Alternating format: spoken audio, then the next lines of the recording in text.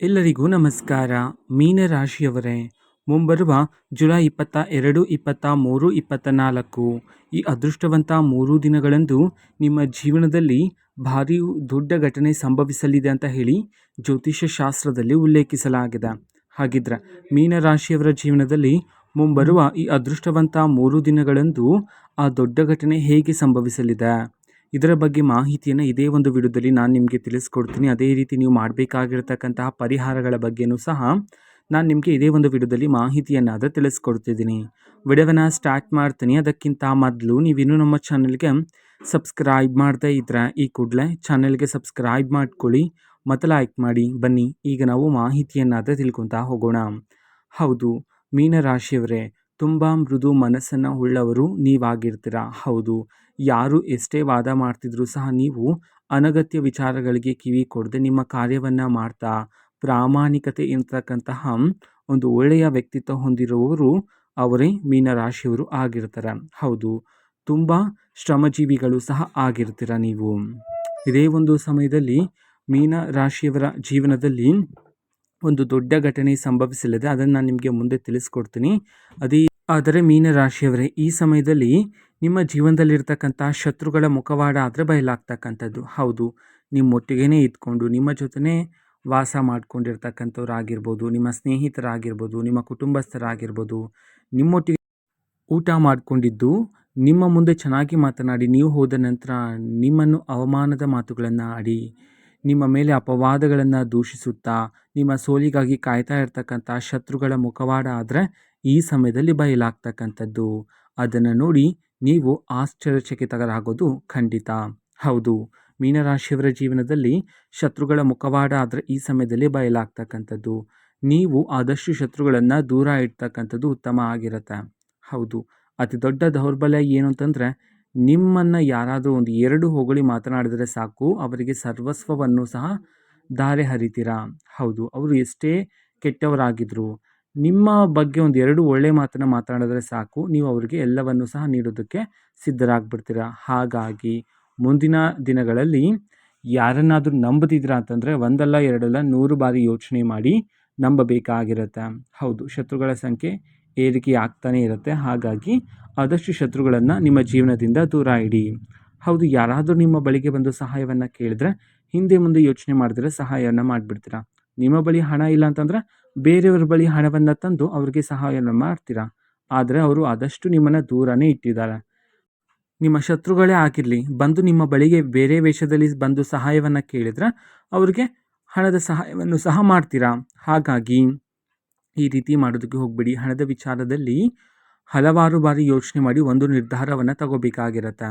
ಹೌದು, ನೀವು ಮಾಡಿರ್ತಕ್ಕಂಥ ಸಹಾಯದಿಂದ ಅವರು ಆಕಾಶದ ಎತ್ತರಕ್ಕೆ ಬೆಳೆದಿದ್ರೂ ಸಹ ನಿಮ್ಮನ್ನು ಅವರು ಪ್ರತಿ ಬಾರಿ ದೂರನೇ ಇಟ್ಟಿದ್ದಾರೆ. ಇದನ್ನು ನೀವು ಪ್ರತಿ ಬಾರಿ ಯೋಚನೆ ಮಾಡ್ತಾನೆ ಇದ್ದೀರಾ, ದುಃಖಿತರಾಗ್ತಾನೆ ಇದ್ದೀರಾ. ಈಗ ಆ ಕಣ್ಣೀರಿನ ಕ್ಷಣಗಳೆಲ್ಲ ದೂರ ಆಗ್ತಕ್ಕಂಥದ್ದು. ಹೌದು, ದೇವರ ಆಶೀರ್ವಾದ ಪ್ರಾಪ್ತಿಯಾಗಿರತಕ್ಕಂಥದ್ದು ನಿಮ್ಮ ಮೇಲೆ. ಹಾಗಾಗಿ ಹಣದ ವಿಚಾರದಲ್ಲಿ ಒಂದಲ್ಲ ಎರಡಲ್ಲ 100 ಬಾರಿ ಯೋಚನೆಯನ್ನು ಮಾಡಿ. ಹೌದು, ಯಾರಾದರೂ ಸಹಾಯಕ್ಕೆ ಬಂದರೆ ಅವರ ಇಂದಿನ ಸ್ವಾರ್ಥದ ಬುದ್ಧಿಯನ್ನು ನೀವು ಸರಿಯಾಗಿ ನಿಮ್ಮ ಸೂಕ್ಷ್ಮ ದೃಷ್ಟಿಯಿಂದ ಅದನ್ನು ಅರ್ಥ ಮಾಡಿಕೊಳ್ಳಬೇಕಾಗಿರುತ್ತೆ. ಅವ್ರಿಗೂ ನಿಜವಾಗ್ಲೂ ಹಣದ ಅಗತ್ಯ ಇದೆಯಾ ಇಲ್ವಾ ಎಂಬುದನ್ನು ಅರ್ಥ ಮಾಡಿಕೊಂಡು ಸಹಾಯವನ್ನು ಮಾಡ್ತಕ್ಕಂಥದ್ದು ಉತ್ತಮ ಆಗಿರುತ್ತೆ. ಅದನ್ನು ಬಿಟ್ಟು ಬೇರೆಯವ್ರನ್ನ ಸುಲಭವಾಗಿ ನಂಬಿ ಹಣದ ಸಹಾಯವನ್ನು ಮಾಡ್ತಕ್ಕಂಥದ್ದು ಈ ರೀತಿ ತಪ್ಪುಗಳನ್ನು ಈ ಸಮಯದಲ್ಲಿ ಮಾಡೋದು ಉತ್ತಮ ಆಗಿರೋದಿಲ್ಲ. ನಿಮ್ಮ ಅತಿ ದೊಡ್ಡ ದೌರ್ಬಲ್ಯನೇ ಅದು. ಹೌದು, ಬೇರೆಯವ್ರನ್ನ ಬೇಗ ನಂಬಿ ಅವರಿಗೆ ನೀವು ಎಲ್ಲವನ್ನೂ ಸಹ ನೀಡಿಬಿಡ್ತೀರಾ. ಹಾಗಾಗಿ ಈ ರೀತಿ ಮಾಡೋದಕ್ಕೆ ಹೋಗಬೇಡಿ. ನಿಮ್ಮ ಜೀವನದಲ್ಲಿ ಇಷ್ಟು ದಿನ ಇರತಕ್ಕಂತಹ ಎಲ್ಲ ಕಷ್ಟಗಳು ಮತ್ತು ಎಲ್ಲ ರೀತಿ ಕಹಿ ನೆನಪುಗಳು ಸಹ ಈ ಸಮಯದಲ್ಲಾದರೆ ದೂರ ಆಗ್ತಕ್ಕಂಥದ್ದು.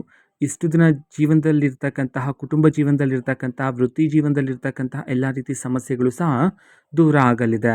ಹೌದು, ಇಷ್ಟು ದಿನ ಪ್ರತಿದಿನ ಕುಟುಂಬದಲ್ಲಿ ಸಣ್ಣ ಪುಟ್ಟ ವಿಚಾರಕ್ಕೆ ಜಗಳಗಳಾಗ್ತಿರ್ತಕ್ಕಂಥದ್ದು, ನೆಮ್ಮದಿನೇ ಇರ್ತಿರಲಿಲ್ಲ, ಖುಷಿನೇ ಇರ್ತಿರಲಿಲ್ಲ ಕುಟುಂಬದಲ್ಲಿ. ಈ ರೀತಿ ಸಮಸ್ಯೆಗಳೆಲ್ಲ ಈ ಸಮಯದಲ್ಲಿ ದೂರ ಆಗ್ತಕ್ಕಂಥದ್ದು. ಹೌದು, 2 ಅಕ್ಷರಗಳಿಂದ ಒಂದು ದೊಡ್ಡ ಘಟನೆ ಹೌದು, ಅದೇ ಎಂ ಮತ್ತು ಸಿ ಎಂಬುವ ಅಕ್ಷರದಿಂದ. ಹೌದು, ಮುಂಬರುವ ಈ ಅದೃಷ್ಟವಂತ 3 ದಿನಗಳಂದು ನಿಮ್ಮ ಜೀವನದಲ್ಲಿ ಎಂ ಮತ್ತು ಸಿ ಎಂಬುವ ಅಕ್ಷರದಿಂದ ಅದು ಒಬ್ಬ ವ್ಯಕ್ತಿಯ ಹೆಸರು, ಒಂದು ಘಟನೆಯ ಹೆಸರು ಸಹ ಆಗಿರಬಹುದಾಗಿರುತ್ತೆ. ಈ 2 ಅಕ್ಷರಗಳಿಂದ ನಡೀತಕ್ಕಂತಹ ಒಂದು ದೊಡ್ಡ ಘಟನೆ ನಿಮ್ಮ ಜೀವನದಲ್ಲಿ ಭಾರೀ ಸಕಾರಾತ್ಮಕ ಬದಲಾವಣೆಗಳನ್ನಾದರೆ ತರ್ತಕ್ಕಂಥದ್ದು. ಹೌದು, ನೀವು ನಿರೀಕ್ಷೆಗೂ ಮೀರಿದ ಬದಲಾವಣೆಯನ್ನು ನೀವು ಈ ಸಮಯದಲ್ಲಿ ಕಾಣ್ತೀರಾ. ಅದು ಧನಲಾಭದ ಮೂಲಕ ನಿಮಗೆ ಸಿಗ್ತಕ್ಕಂಥದ್ದು ಆಗಿರ್ಬೋದು, ಅಥವಾ ಆಸ್ತಿ ಖರೀದಿ ಯೋಗ ಆದರೆ ನಿಮಗೆ ಪ್ರಾಪ್ತಿಯಾಗ್ತಕ್ಕಂಥದ್ದು. ಹೌದು, ಬೇರೆ ಬೇರೆ ಮೂಲಗಳಿಂದ ಧನಲಾಭ ಆದರೆ ಈ ಸಮಯದಲ್ಲಿ ಪ್ರಾಪ್ತಿಯಾಗ್ತಕ್ಕಂಥದ್ದು. ಹೌದು, ಈ ಹಿಂದೆ ಹಲವಾರು ವರ್ಷಗಳಿಂದ ನೀವು ಹೂಡಿಕೆ ಮಾಡಿರ್ತಕ್ಕಂಥ ಹಣದಿಂದ ಇದೀಗ ನಿರೀಕ್ಷೆಗೂ ಮೀರಿದ ಲಾಭವನ್ನು ನೀವು ಈ ಸಮಯದಲ್ಲಿ ಕಾಣಬಹುದಾಗಿರುತ್ತೆ. ಹೊಸ ಮನೆಯನ್ನು ಖರೀದಿ ಮಾಡ್ತಕ್ಕಂತಹ ಯೋಗ ಆದರೆ ಇರ್ತಕ್ಕಂಥದ್ದು, ಹೊಸ ಆಸ್ತಿ ಖರೀದಿ ಮಾಡ್ತಕ್ಕಂತಹ ಯೋಗ ಆದರೆ ಇರ್ತಕ್ಕಂಥದ್ದು ನಿಮ್ಮ ಜೀವನದಲ್ಲಿ. ಹೌದು, ಶುಭ ಸುದ್ದಿಗಳನ್ನು ಕೇಳ್ತೀರಾ. ನಿಮ್ಮ ಮಕ್ಕಳಿಂದನೂ ಸಹ ನೀವು ಶುಭ ಸುದ್ದಿಯನ್ನು ಕೇಳುವ ಸಾಧ್ಯತೆಯೂ ಸಹ ಹೆಚ್ಚಿರುತ್ತೆ ಈ ಸಮಯದಲ್ಲಿ.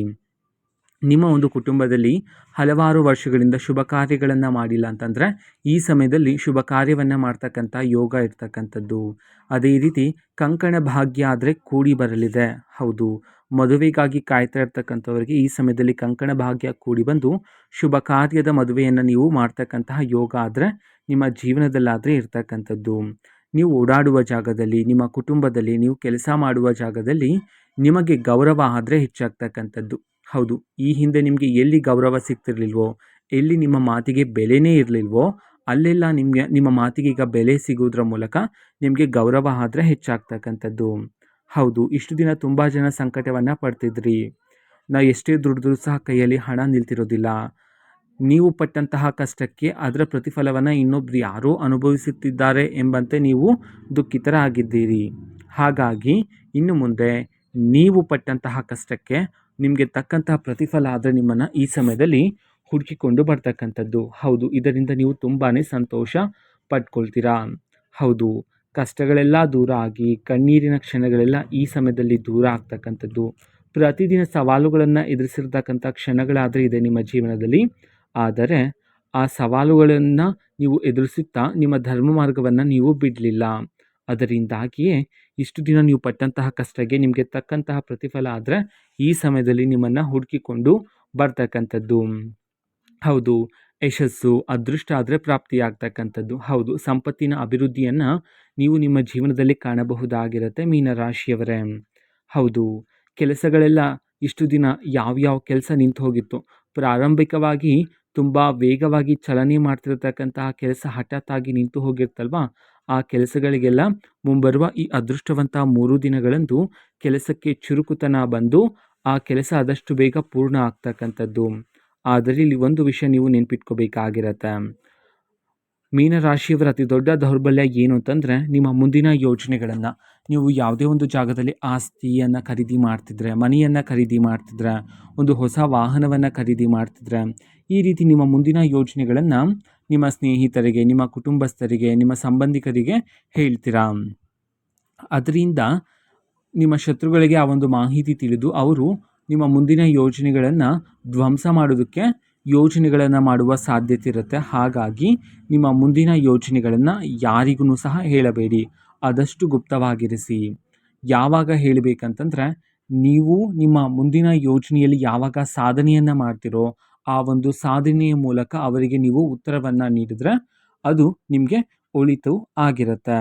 ಹಾಗಾಗಿ ನಿಮ್ಮ ಮುಂದಿನ ಯೋಜನೆಗಳನ್ನು ಆದಷ್ಟು ಗುಪ್ತವಾಗಿರಿಸ್ತಕ್ಕಂಥದ್ದು ಉತ್ತಮ ಆಗಿರುತ್ತೆ. ಅದೇ ರೀತಿ ಮುಂಬರುವ ಈ ಅದೃಷ್ಟವಂತ 3 ದಿನಗಳಂದು ನಡೀತಕ್ಕಂತಹ ನಿಮ್ಮ ಜೀವನದಲ್ಲಿ ಪ್ರತಿಯೊಂದು ಪವಾಡವನ್ನು, ಪ್ರತಿಯೊಂದು ಸಂಘಟನೆಯನ್ನು ನೀವು ಯಾರೊಂದಿಗೂ ಸಹ ಹಂಚಿಕೊಳ್ಳಬಾರದಾಗಿರುತ್ತೆ. ಈ ಘಟನೆಗಳನ್ನು ಸಹ ನೀವು ಆದಷ್ಟು ಗುಪ್ತವಾಗಿರಿಸಬೇಕಾಗಿರುತ್ತೆ. ಇಷ್ಟೆಲ್ಲ ಫಲಗಳನ್ನು ನೀವು ಪಡ್ಕೊಳ್ಳೋದಕ್ಕೆ ನೀವು ಮಾಡಬೇಕಾಗಿರ್ತಕ್ಕಂತಹ ಪರಿಹಾರಗಳನ್ನು ಸಹ ನಾನು ನಿಮಗೆ ಈಗ ತಿಳಿಸ್ಕೊಡ್ತಿದ್ದೀನಿ.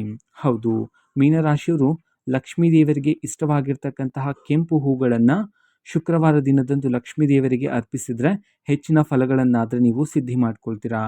ಅದೇ ರೀತಿ ಪ್ರಾಣಿಗಳಿಗೆ, ಪಕ್ಷಿಗಳಿಗೆ ಆಹಾರ ಧಾನ್ಯಗಳನ್ನು ನೀಡ್ತಾ ಇರಿ. ಅದೇ ರೀತಿ ದಾನವನ್ನು ಮಾಡಿದರೂ ಸಹ ಈ ಸಮಯದಲ್ಲಿ ತುಂಬ ಶ್ರೇಷ್ಠಕರವಾಗಿರುತ್ತೆ. ನಂತರ ಶುಕ್ರವಾರ ಲಕ್ಷ್ಮೀ ದೇವರ ಆರಾಧನೆಯನ್ನು ಮಾಡಿ, ಮಂಗಳವಾರ ಮತ್ತು ಶನಿವಾರ ದಿನದಂದು ಶ್ರೀ ಆಂಜನೇಯ ಸ್ವಾಮಿ ದೇವರ ಮಂತ್ರವನ್ನು ಪಠನೆ ಮಾಡಿ, ದೇವಾಲಯಕ್ಕೆ ಹೋಗಿ ದೇವರ ದರ್ಶನವನ್ನು ಪಡ್ಕೊಳ್ಳಿ. ಇದರಿಂದ ನಿಮ್ಮ ಜೀವನದಲ್ಲಿ ಭಾರಿ ಯಶಸ್ಸನ್ನು ಕಾಣೋದಕ್ಕೆ ನಿಮ್ಮೊಳಗೆ ಆತ್ಮಶಕ್ತಿ ಆದರೆ ಹೆಚ್ಚಾಗ್ತಕ್ಕಂಥದ್ದು. ಅದೇ ರೀತಿ ಸೋಮವಾರದಿದ್ದಂದು ಶಿವದೇವರ ಆರಾಧನೆಯನ್ನು ಮಾಡಿ, ಅದೇ ರೀತಿ ವಿಷ್ಣು ದೇವರ ಸಹಸ್ರನಾಮವನ್ನು ಪ್ರತಿದಿನ ಪಠಣೆಯನ್ನು ಮಾಡೋದ್ರ ಮೂಲಕ ನಿಮ್ಮ ಜೀವನದಲ್ಲಿ ಭಾರಿ ಸಕಾರಾತ್ಮಕ ಬದಲಾವಣೆಗಳನ್ನು ನೀವು ಈ ಸಮಯದಲ್ಲಿ ಕಾಣಬಹುದಾಗಿರುತ್ತೆ. ಹೌದು, ತುಪ್ಪದ ದೀಪಗಳನ್ನು ಹಚ್ಚಿ ದೇವರ ಆರಾಧನೆಯನ್ನು ಮಾಡಿದರೆ ನಿಮ್ಮ ಜೀವನದಲ್ಲಿ ಎಲ್ಲವನ್ನೂ ಸಹ ಯಶಸ್ಸು, ಸಂಪತ್ತಿನ ಅಭಿವೃದ್ಧಿ, ಹೆಜ್ಜೆ ಹೆಜ್ಜೆಗೂ ಯಶಸ್ಸನ್ನು ಕಾಣುವುದರ ಮೂಲಕ ಮನೆಯಲ್ಲಿ ಶುಭ ಕಾರ್ಯಗಳನ್ನು ನಡೆಸ್ತಕ್ಕಂತಹ ಯೋಗ ಆದರೆ ನಿಮಗೆ ಪ್ರಾಪ್ತಿಯಾಗ್ತಕ್ಕಂಥದ್ದು. ಇದು ಮೀನರಾಶಿಯವರ ಮುಂಬರುವ ಜುಲೈ 22, 23, 24 ಈ ಅದೃಷ್ಟವಂತ 3 ದಿನಗಳ ಭವಿಷ್ಯ ಆಗಿರುತ್ತೆ.